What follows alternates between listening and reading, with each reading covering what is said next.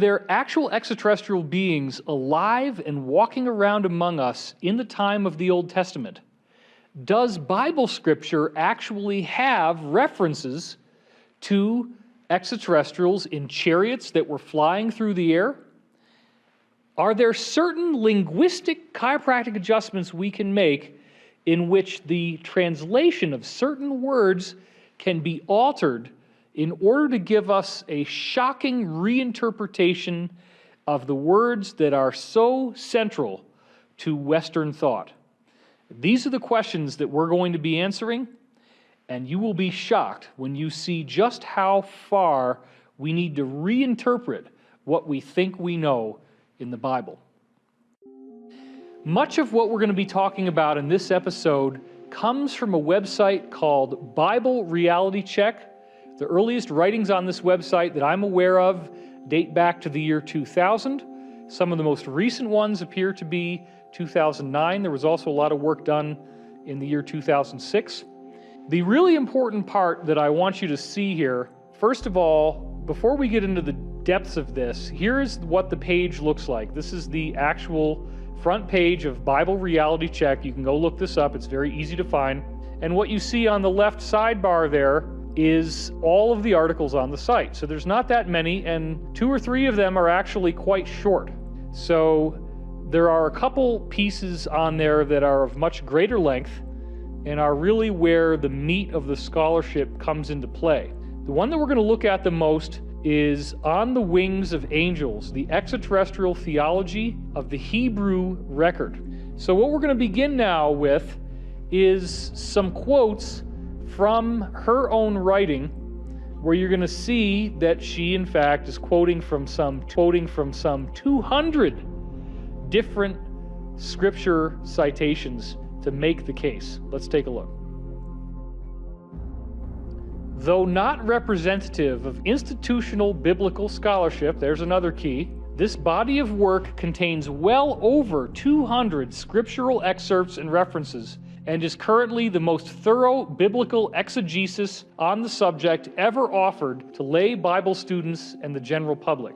So this is not an official accredited biblical work.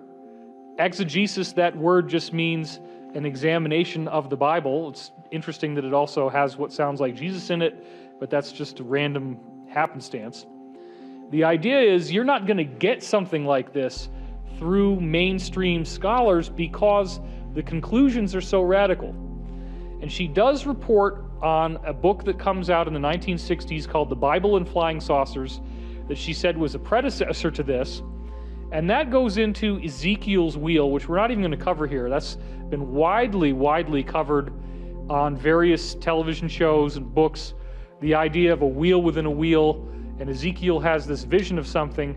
That definitely is one of the ones that you should look at if you haven't checked it out, especially because in part of Ezekiel's vision, he actually describes what looks like metal inside the light, that there's something metallic that the light is coming off of. And that's one of the things people don't usually see in the wheels within wheels. This is actually based on analyzing the text and analyzing the meaning of the words. Because you have to remember that when you're dealing with the Bible, you're dealing with books that were originally written in archaic languages like Aramaic or Greek, and they then get translated and translated and translated, and each time they do, the meanings change. For Aramaic, from the same time frame, has certain ways that certain words are translated that's different than the Bible. So you take any other text from the same time period, you look at certain words, they have a very specific meaning, which is different in the Bible. And here she explains that. Let's take a look. We shall endeavor to show that historically it is simply the imprecise translation of the biblical texts, guided more by religious bias than sound linguistic scholarship, that is responsible for the perpetual, unenlightened recitation of many familiar Bible stories that have a clearly discernible extraterrestrial context. So the idea here is, this is the reality check.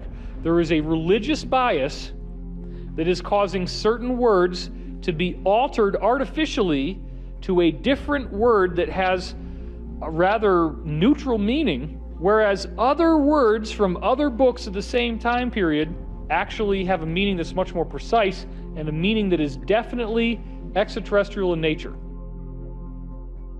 With a modern perspective on Bible translation, a paradigm shift relative to many assumptions pertaining to human history, the sciences, world religion, and the Judeo-Christian faith in particular could give rise to a whole new theological dynamic. The Old Testament Hebrew word shamayim and the New Testament Greek word uranos, after the Greek sky god, are almost always rendered as heaven in the English Bible translations some 700 times. So we have shamayim and uranos, which are almost always said to be heaven. Button period.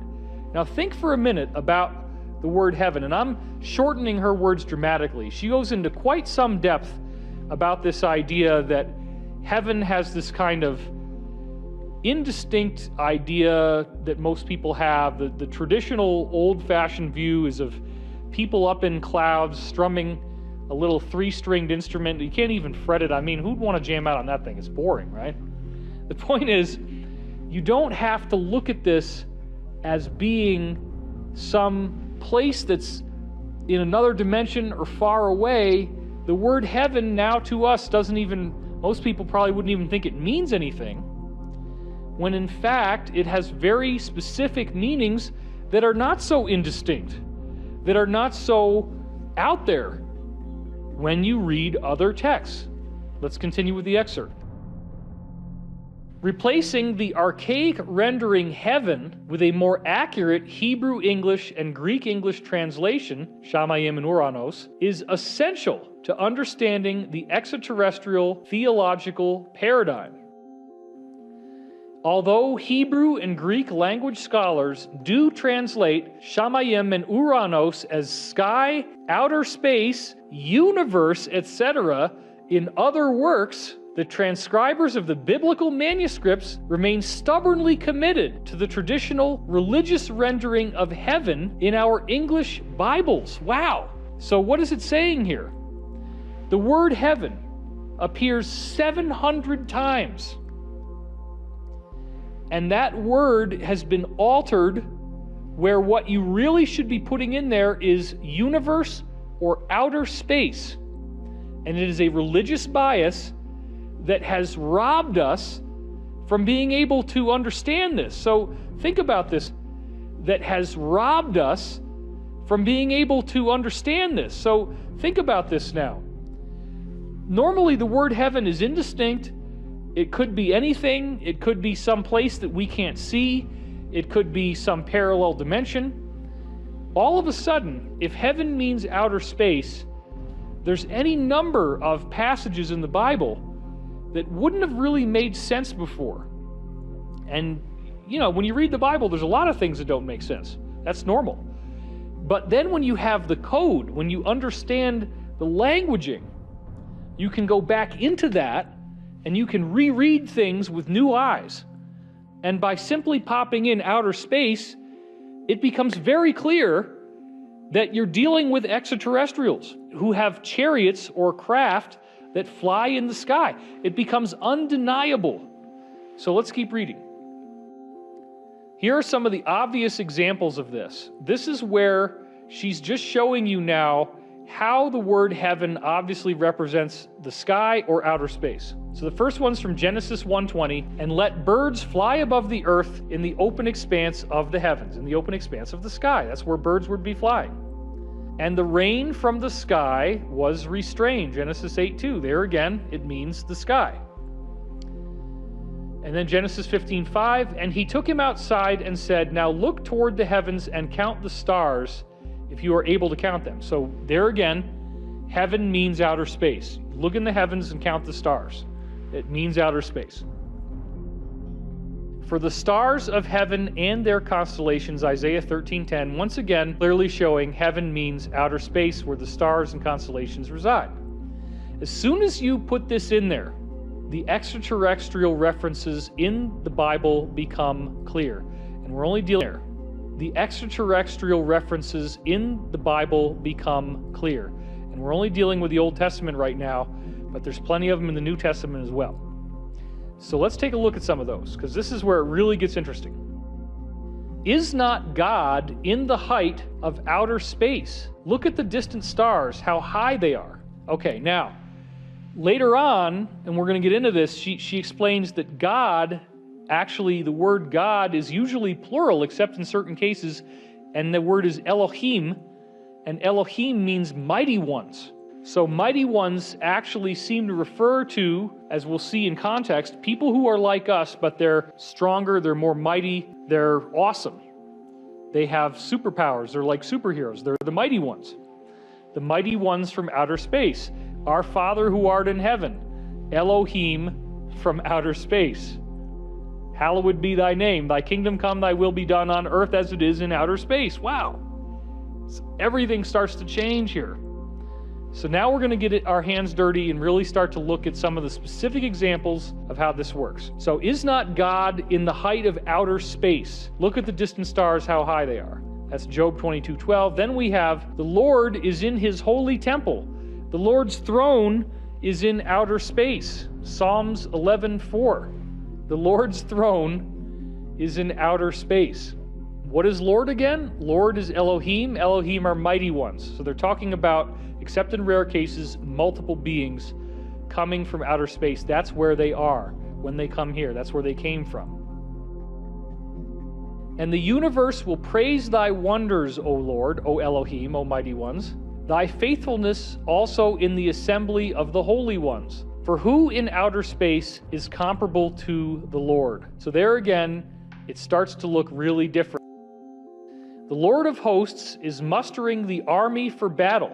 They are coming from a far country at the end of the universe. So this is interesting too, because we find out that there are wars going on between good ETs and bad ETs from the heavens, from outer space, and that those wars are also being fought on Earth, sort of like a proxy war, but that it's very real.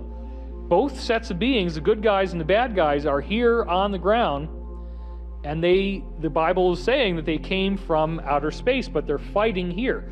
And this all lines up very nicely with what we're now hearing from things like cosmic disclosure. So now we're going to get into what the true meaning of the word God really is, and it is shocking because it's mighty ones, as I was just saying.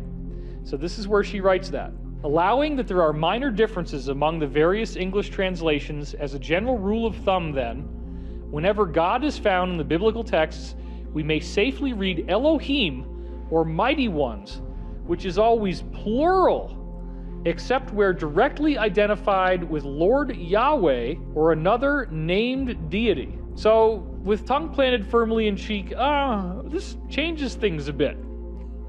The idea that God is not necessarily as monotheistic. I mean, there is a monotheistic concept going on in the Old and New Testament for sure. I'm not disputing that. But the word Elohim is not meant to be singular.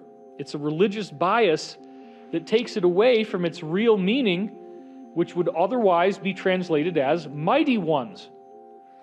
And mighty ones is very different, because now you're dealing with this concept of messengers. Angelos is a Greek word that means angel, and that word also translates as messenger. So these mighty ones are messengers. They came here from heaven. They came here from heaven, from outer space. And now we start to look at these texts with those two things in mind, Elohim and Shamayim Uranos as heaven, meaning outer space. Check out all the things that start to happen. In the beginning, the mighty ones created the cosmos and the earth. Well, that's interesting right there, because it suggests that earth was actually somehow gardened by extraterrestrial beings who helped to create the cosmos. It's a very different view right there. The very first line of the Bible changes. Then the mighty ones said, "Let us make man in our image, according to our likeness." And the mighty ones created man in their own image. In the image of the mighty ones they created him, male and female they created them. Genesis 1:26-27. So here what we're seeing is, okay, wait a minute. We've usually heard God created man in his own image. Elohim created people on earth in their image, meaning we are human because they made us. They probably cloned us from themselves. This is the deeper implication that starts to line up with a lot of other stuff that we've been hearing from many, many different scholars over time about the idea of extraterrestrials being involved in the genesis of the human race.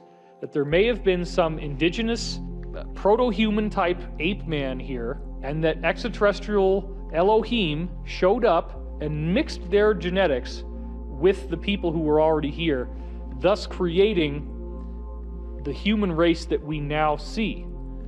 And Corey Good in Cosmic Disclosure has described that there are multiple groups, 40 to 60 different ET groups, that have created a total of about 22 different programs. And these groups that have created a total of about 22 different programs. And these programs have genetic things that they're doing, spiritual things that they're doing. They're mixing their own DNA in. They're taking DNA from different parts of the galaxy, blending it in with our own. And now we're seeing, sure enough, you reinterpret the Bible slightly, and now all of these things start to jump out at you. And there's a lot more. Let's keep going. Yahweh has established his throne in outer space and has sovereign rule over the universe. Bless Yahweh, you his mighty ones. Bless Yahweh, all you his troops, in all places of his dominion. So there again, we're seeing that Yahweh has established a throne in outer space. So this is someone who came here having already established dominion in areas outside the earth. Now this is where we got to bring in the Law of One to establish a very important point. The Law of One explains that the original Yahweh in the Old Testament was a benevolent group that did in fact take genetic material from Mars, people that had survived the cataclysm of Mars, moved it to the earth, and then blended it with their own, creating the first anatomically modern humans that in Law of One terms, with the spiritual component, started about 75,000 years ago, 3 25,000-year cycles in the past. The Law of One then also says that because Moses was ultimately tempted by the people that were around him to do magic tricks, he got distracted from a positive path, and that the positive Yahweh that was originally working with him and with his people got replaced by a negative group that took on the same name but was not the same group. They impersonated that group, they stole the name, but they changed the dialogue into a very negative view. And this is where you start to get the angry God, the jealous God, the God that wants to have all the firstborn children killed, the God who cannot accept any other gods before him, and actually, according to the Law of One, the God that wrote the 10 Commandments. Now, wait a minute. The 10 Commandments are ethical things. Yes, that's true. They're moral and they're ethical. But the way it's worded according to the Law of One was a very clever psyop. It says, thou shalt not do this, thou shalt not do that. When in fact, a much better way to say this would be, if you do this, you can do it if you want to, but if you do it, this is what's going to happen. And the this that's going to happen is actually karma.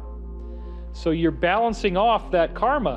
Whatever you create for others is something you will experience. But if you say thou shalt not do this, then that actually causes people, through reverse psychology, to want to do it, to be defiant, to say, well, you can't tell me what to do. So it's interesting because it's a very advanced knowledge of psychology that this impersonator negative Yahweh apparently created to create more of those behaviors by telling us not to do it. And it's interesting because if you look at what the statistics actually show about the so-called war on drugs, in the 1980s when I was a teenager, everybody was hearing this phrase, just say no to drugs, just say no to drugs. Or they'd have the commercial, this is your brain on drugs, any questions? It didn't work. Telling people just say no didn't work. It actually increased the usage. So it's a complex subject, and the quotes that I'm going to share with you here and am sharing with you don't really rely too much on whether it's the positive or the negative Yahweh, but I just wanted to make that clear so that as we look at this, you get a better sense of what the Law of One is saying about the Old Testament, that there were extraterrestrials there, and that the good guys ultimately had to leave and got replaced by negative beings that were very warlike, but were definitely extraterrestrials. Let's keep reading, and you'll see more of these quotes. But our mighty ones are in outer space. There you have it right there. The mighty ones, these ETs, are coming from outer space. That's Psalms 115. Now this is interesting. This is a quote from Graham once again, where she says, although superior consciousness, power, and authority are attributed to Yahweh, he is described by the writers of the Bible as a humanoid being, having human-like physical characteristics, as are other prominent Elohim. This view is made obvious in the earliest Hebrew texts that portray him as a physical being, such as in the following passages. Now, I'm not going to quote all of these because there's several of them, and some of them are kind of lengthy, but I'm just going to give you a few. If you want to read the rest, you can go and see this paper for yourself. But here are certain examples showing that Yahweh, the Elohim, is a human-like, apparently physical being. Take a look. Thus, Yahweh used to speak to Moses face to face, just as a man speaks to his friend. Now, notice it also says that he used to speak to Moses face to face. Something changed and he went away. And when Moses got the 10 Commandments from the burning bush, he didn't see anyone anymore. There was no face-to-face interaction with this human-looking Yahweh anymore. It was now interaction with this human-looking Yahweh anymore. It was now some mysterious light in the background, and the tablets appeared, but Moses didn't see the being who was doing it. So I think this part is referring to the original Yahweh before he got replaced, who did look very human-like. The other beings might not have been looking like us at all, and you probably can think what I'm thinking if you know what I'm talking about there. Then Yahweh said, behold, there is a place by me, and you shall stand there on the rock, and I will put you in the cleft of the rock and cover you with my hand until I have passed by. He has a hand. Then I will take my hand away, and you shall see my back, but my face shall not be seen. Exodus 33. So look, he's got clear references to his hand, to his face, and to his back. He's human. He looks human.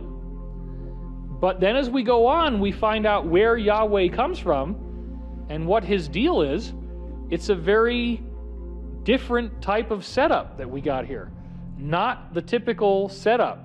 This is a guy coming in from chariots, from the stars, from outer space, but he looks human. And that's, again, totally in alignment with what Corey's told us about the idea that we have inner earth beings like Anshar that are human-looking, and they have posed as extraterrestrials, and they do have flying craft, and they've told us that they're from outer space, but they actually might be a lot closer to home. But then with the genetic farmer races, there are plenty of others that are extraterrestrials and would look human or very close to human to us as well. So let's read a couple more of these. The next example we're going to see is these three angels, messengers, mighty ones, Shadrach, Meshach, and Abednego. And this quote shows what's going on here, where King Nebuchadnezzar was filled with wrath and his facial expression was on here, where King Nebuchadnezzar was filled with wrath and his facial expression was altered towards Shadrach, Meshach, and Abednego. Now here's three beings saying that they are angels, that they're mighty ones. King Nebuchadnezzar wasn't having that. He said, you guys look just like anybody else. You look like ordinary men. So he gets very angry, and he decides that he wants to have them burned alive, but not just in any old way, but he orders the furnace to go 7 times hotter than the temperature to roast human flesh. Let's take a look. He answered with orders to heat the furnace 7 times more than it was usually heated. There's a little excerpt here that I'm not going to get into because it's a little bit long, but suffice it to say that the men who were responsible for bringing these guys into that fire, they actually died from smoke and heat, just bring them in. So they The guys who brought them in never came out alive. They died immediately because it was so incredibly hot. But that is not what happened with these human-looking angel beings. Take a look. Then Nebuchadnezzar the king was astounded and said, "Look, I see 4 men loosed and walking about in the midst of the fire without any harm, and the appearance of the 4th is like a son of the mighty ones." So that suggests that some of these mighty ones were glowing. And so therefore, the 3 guys were thrown in, but maybe they had a higher level being who showed up that would be more luminous, that made sure that they didn't die. That's probably what's going on here. Hence, the 4th looks like a son of the mighty ones. Let's see what happens next. The king's high officials gathered around and saw that the fire had no effect on the bodies of these men, nor was the hair of their heads singed, nor were their trousers damaged, nor had the smell of fire even come upon them. The king then responded and said, "Blessed be the mighty ones of Shadrach." So the next thing I want to get into now is the chariot aspect, the craft that these human-looking people showed up in, because this gets really interesting too. Take a look.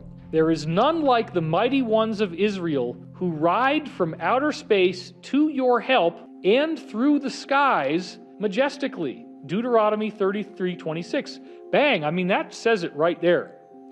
"To him who rides through the distant cosmos, which is from ancient times, his strength is in the skies." That's in Psalms. So the distant cosmos from ancient times, these people are much older than life on earth, the mighty ones from outer space. "Behold, Yahweh is riding on a swift cloud." Is it really a cloud? No. You're going to see why in just a minute here. This is now coming out of Isaiah, and there's a couple other examples that make this clear. "And he rode upon a cherub and flew, and he sped on the wings of the wind." And this is Psalms and Samuel, 2 different passages. "Who are these mighty ones who fly like a cloud and like the doves to their perches?" Isaiah. So this is clearly referring to them flying like a cloud or like birds, but obviously not a cloud. Now look at this. "He lays the beams of his upper chambers in the cosmic waters. He makes the clouds his chariot. He walks upon the wings of the wind. He makes the winds his emissaries and blazing fire his servants." So this suggests that whatever craft these mighty ones were flying in had the appearance of blazing fire, and that they were in the clouds. So they're looking at this chariot. They don't know what else to call it. It's like the clouds. It's like birds. It's got a blazing, fiery appearance to it. It's clearly a flying craft. Let's read a few more. "Behold, Yahweh will come in fiery chariots like the whirlwind." A whirlwind is a craft. Let's read a few more. "Behold, Yahweh will come in fiery chariots like the whirlwind." A whirlwind is a tornado. So there's some kind of rotating aspect to this as well. The whirlwind suggests, it's a fiery, spinning object in some way. And a lot of UFO sightings do have this rotational aspect to them.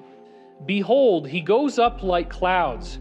His chariots are like the whirlwind, and his horses are swifter than eagles." So the chariots are like the whirlwind. He's like clouds, but these are not chariots that are pulled by horses because they are swifter than eagles. Well, wait a minute. Eagles fly really fast.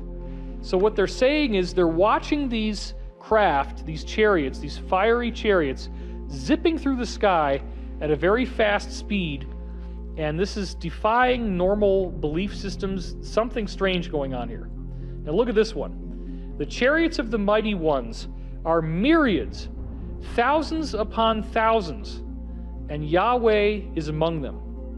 So right here, what we're seeing is a very compelling body of information suggesting that this is a extraterrestrial contact record.